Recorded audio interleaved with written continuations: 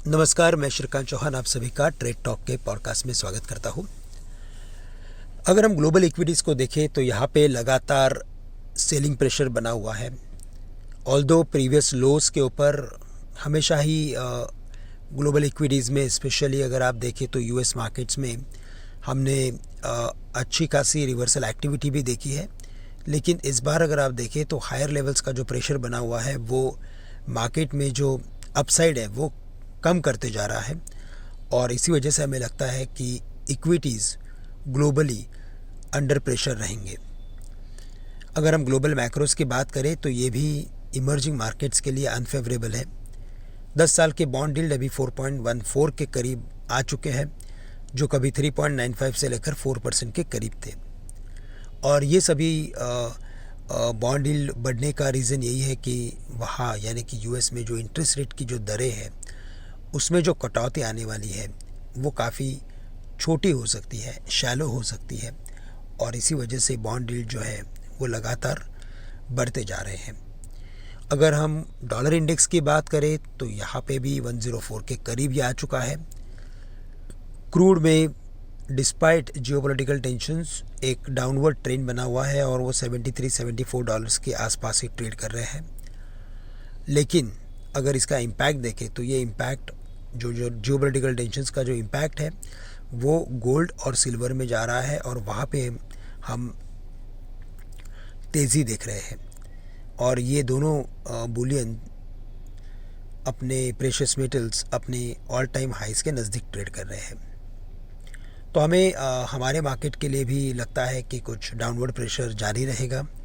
सोमवार के दिन में हमने हायर ओपनिंग देखी थी, लेकिन अगेन क्विकली यहाँ पे भी बड़ी प्रॉफिट टेकिंग हुई और जो इंडाइसेस थे वो डेज लो के करीब बंद हुए। हमें लगता है कि 24,700 अभी इम्पॉर्टेंट लेवल है, और ये सपोर्ट के नीचे हम एक बार शायद निफ्टी को 24,500 तक देख सकते हैं। लेकिन 24,500 के लेवल्स को तोड़ना ये मार्केट के लिए निगेटिव रहेगा, और फिर हम शायद 24,200 से लेकर 24,000 तक के भी लेवल्स देख सकते हैं।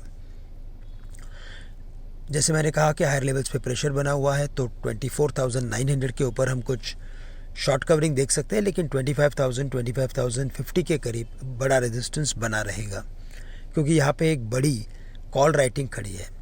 तो जब तक 25,050 के लेवल्स निफ्टी क्रॉस नहीं करता तब तक हमें लगता है कि मार्केट अंडर प्रेशर रहेगा और हमें मार्केट में वीकनेस दिखाई दे सकती है। बैंक निफ्टी ने भी हायर ओपनिंग के साथ 52,500 के लेवल्स को सोमवार के दिन छुआ, लेकिन वहाँ से जो प्रॉफिट बुकिंग आई वो all the way bank Nifty को लोअर लेवल्स पे यानी कि डेज लो पे आके क्लोज कराने में सक्षम हो गई। हमें लगता है कि बैंक निफ्टी जो है वो 51,700 यानी कि 50 डेज सिंपल मूविंग एवरेज के ऊपर जब तक सस्टेन हो रहा है तब तक हमें कुछ अपवर्ड एक्टिविटी देखने मिलेगी। अदरवाइज हम वापस से एक बार 51,300 से लेकर 51,000 तक के लेवल्स भी देख सकते हैं।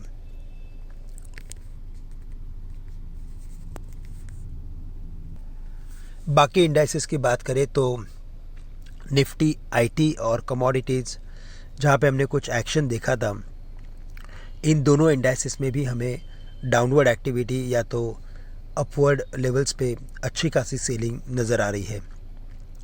तो हमें लगता है कि जब तक मार्केट अपने इंपॉर्टेंट लेवल्स यानी कि 25,050 के लेवल्स को क्रॉस नहीं करता तब तक हमें लगता है कि इस मार्केट में हमारे पोजीशंस को कम करते रहना ही एक एडवाइजेबल स्ट्रैटेजी है, और लोअर लेवल्स पे भी खरीदने के लिए हमें इम्पॉर्टेंट सपोर्ट लेवल्स का इंतज़ार करना ज़रूरी है। तो दोस्तों, आज के लिए बस इतना ही। आप सभी से मैं आज के लिए विदा लेता हूँ। आपका दिन मंगलमय रहे ऐसी कामना करता हूँ। धन्यवाद।